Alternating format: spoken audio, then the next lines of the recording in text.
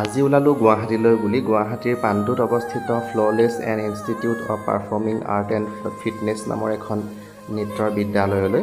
আৰু তাত পঠিয়াইছিল মোক পৰীক্ষা ল'বৰ কাৰণে সুৰভাৰতীৰ তৰফৰ পৰা। আৰু বাটতে গৈ থাকোঁতে আমি বোলো কিবা এটা খাওঁ, তেনেকুৱাতে দেখিলোঁ নাৰিকলৰ দোকান। খুব সুন্দৰকৈ নাৰিকলসমূহ সজাই থৈছে, তাকে অকণমান খালোঁ। খাই লৈ পেলাই পুনৰ আমি যাত্ৰা আৰম্ভ কৰিলোঁ গুৱাহাটীলৈ। গৈ পালোঁগৈ জালুকবাৰী।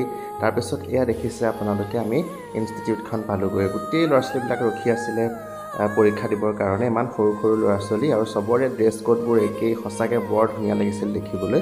তাৰপিছতে মই আসন গ্ৰহণ কৰিলোঁ, যিহেতু মই এক্সামিনাৰ হিচাপে গৈছিলোঁ।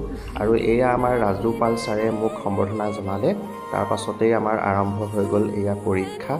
আৰু পৰীক্ষাসমূহ সঁচাকৈ খুব ভাল লাগিলে মোৰ সেইদিনাখন, কিয়নো ইমান ধুনীয়াকৈ নাচিছে সকলোৱে। সৰু সৰু ল'ৰা ছোৱালী তথাপিও যথেষ্ট চেষ্টা কৰিছে।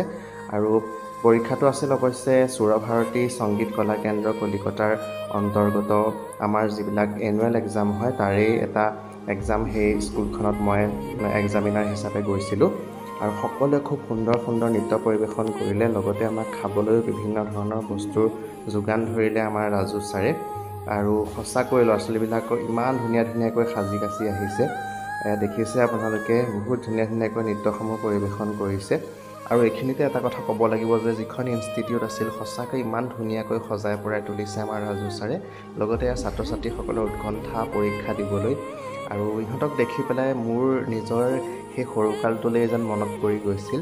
আৰু লগতে আমাৰ যিসকল অভিভাৱক আছিলে, অভিভাৱকসকলেও একদম ধুনীয়াকৈ নিজৰ ল'ৰা ছোৱালীবিলাকক ভিডিঅ' কৰি ৰাখি থৈছিল। আৰু সকলোকে মই এটা চকলেট প্ৰদান কৰিছিলোঁ যোনে যোনে ভাল নাচিছে। তাৰপিছতে আমাক খোৱা বোৱাৰ ব্যৱস্থা কৰিলে আৰু বিদায় দিলে।